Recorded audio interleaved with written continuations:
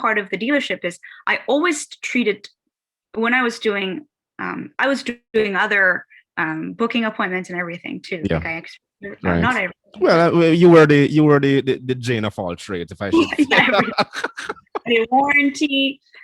So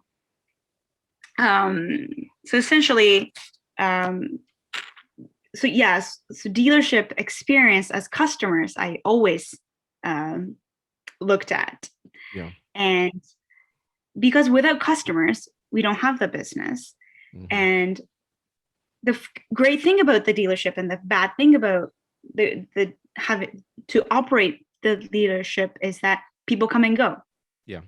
So you want people to buy your vehicle in sales, bring their vehicle into service for the longest period of time. If you take one person off, they might go elsewhere. So retaining the customer that you already have Yes. very hard. And Yes. sometimes people say that I'm a service advisor, I bring my customers to the new place. Mm-hmm. Right? In terms of business, it's not good for the dealership. Yeah. So relationship with service advisors to customers, that's very important. Mm-hmm. And then the overall function of the dealership is extra important, I think. Yes. Right? Hence why Toyota strive itself on continuous improvement, right? Right. So they have to they should always measure their customer retention rate and try to improve on that, and then try to gain more customers, and then the customers become a disciple for the company and try to get more customers to come in. Yeah. So the process has to be continuously improving. Improved. That's the hardest part. Lean system has no ending. So people don't like it. Yeah. It's like, why would you start something that we cannot finish? That is mind-blowing. So for some people, it was very hard. Yes. You're not people used resisted. to it. Yeah. Yeah, do you remember? Like people resisted for like 5 years. Wow. And not 5 years, sorry, like 3 years. Well, it's still a long time, because I mean, the only thing in life that's constant is change, and it's a never-ending cycle. I know. And then the bad thing about it is that the pay system sometimes change because of this process. Yes, right? I can imagine. Yeah. Right. And then you need to bring food to the table. So that's extra anxious. So I feel for them when they were saying that, I need this amount of money every month. And then the upper management is trying to change the pay system. Overall, as a company, it makes sense. But sometimes it doesn't make sense to a lot of people. So some people left, not because of this, well, maybe, but if you can't really see what the dealership itself is aiming towards, trying to accomplish, it's hard because you need to stay there for a long time to really see the difference. And so that was probably the hardest thing that I had to Wow, sounds like a very tedious process at first, but now that you're describing it, it is working at the dealership, and people are loving it. So it is. So the moral of this is that people should just stay the course if they believe in something. Right. And then ask questions if they don't know. Yeah. And sometimes even CEOs or vice president of the company don't have the answer. Yeah. And they need to have an open communication. Right. But they can't really do empty promises, right? Like, I will bring you in more customers and you can make more money. Like that's, how do you do that? Yeah.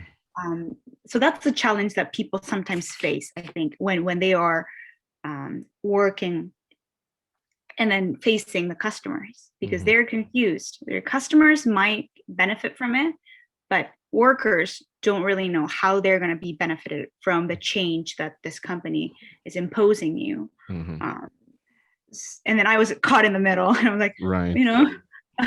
I eventually got paid by salary. Like I was a salary paid, but when I first began this process, it was hourly rate, right? Yeah. But so people started talking about my pay might change. And then I was young, so I'm like, I had a lack of knowledge in the responsibility that each individual had. Right. Who worked there. So that was hard. But I think after, and then I went back to university and I graduated. Yeah. But I was very sold on that premise of lean system. And I really liked the operation side of the dealership.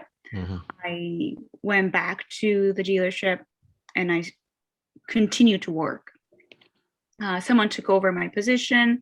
She did a great job. And then she left the company. So I took over from the place she left off. Right. And that was another challenge because you cannot stop. This process, you cannot stop. Every Monday we had a short meeting with service manager, parts manager, myself, and a couple of other service advisor. Yeah. And then we need to reflect, how many customers did we have? How long did these people take? And then what is your satisfaction?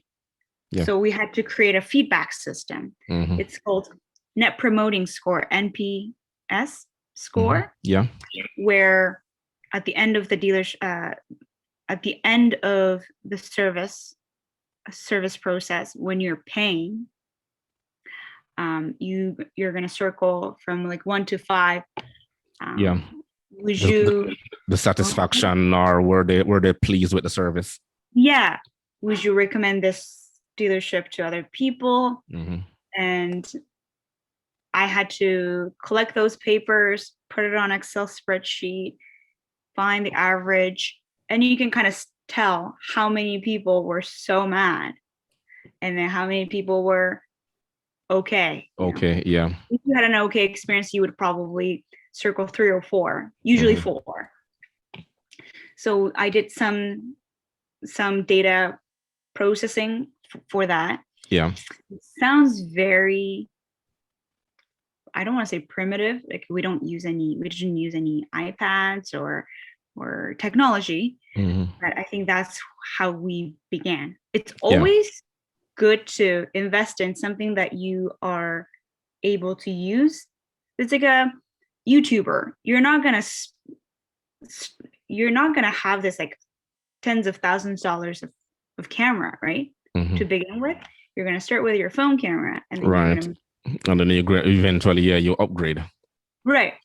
And some businesses forget that, and then they invest in something that is so expensive, and people don't use it. Yeah. So the system is very cheap, so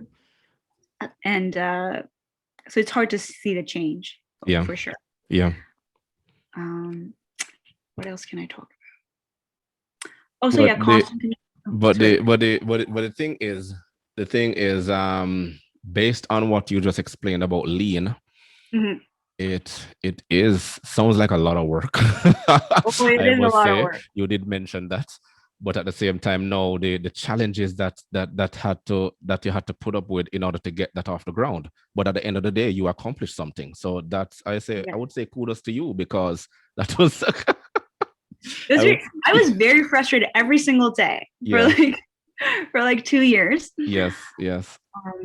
But when I talk to my friends, and when they need to go to the dealership or the garage or shop, they always talk about the price because it's expensive. Yeah. You're going to throw your hundreds of dollars, right? Hard-earned money. So first thing they talk about is the price. And then second thing they talk about is how long they need to wait. Yeah. And 3, then they're going to talk about the service itself. Well, I needed to get my AC changed or whatever. Yeah. So, and then I always say, I'm pretty biased because I was in the industry. I say, blah, blah, Toyota or blah, blah, Honda was really good because I just waited for half an hour and I got the oil change and basic service done. Yeah. And they're like, what? You got your filter done, like a filter changed in like the first 10 minutes? And I'm like, yeah. Yeah. They are, wow.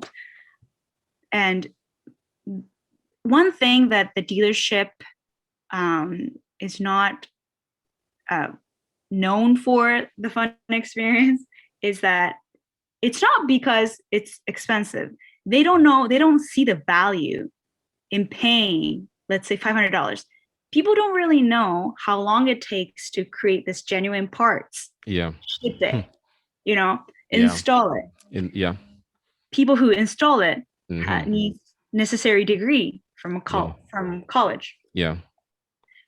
But I think, and then people are willing to pay for it because they bought the car. They bought their car.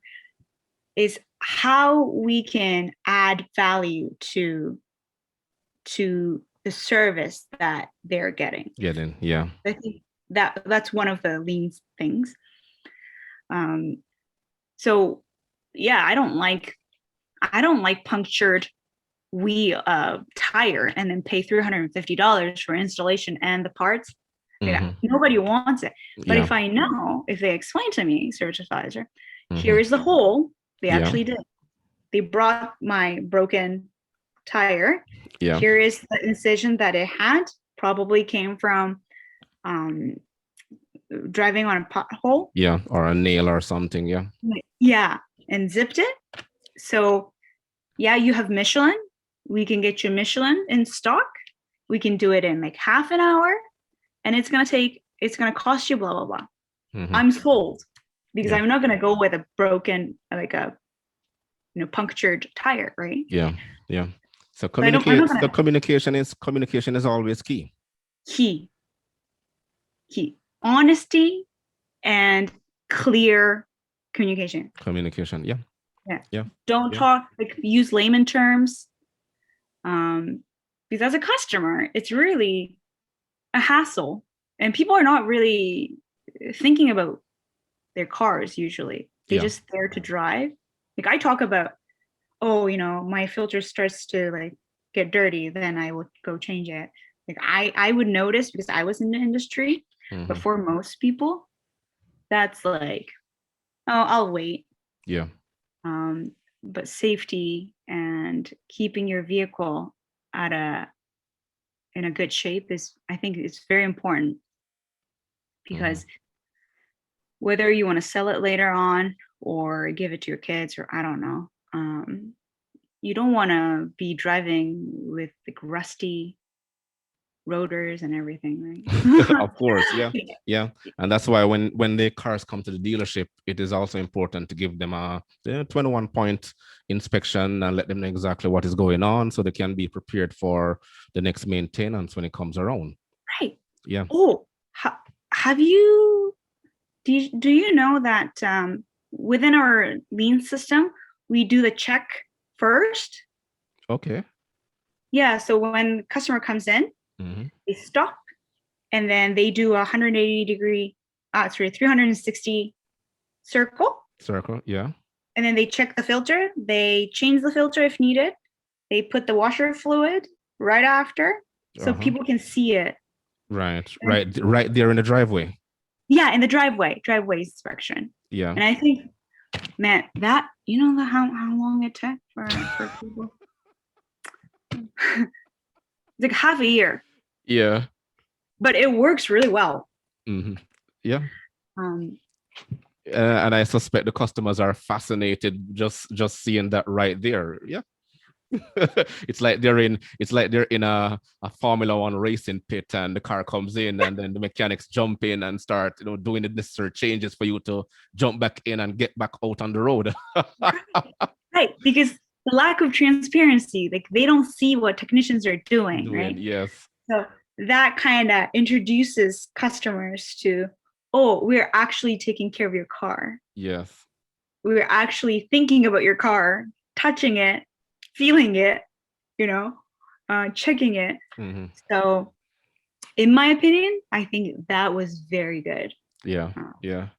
Even though if they can't see the inside of the engine, as long as they are exposed to that, I think. Yeah, and they feel safe that the mechanic is actually jumping on it right there and then as soon as they step out the car. Yeah. That's right.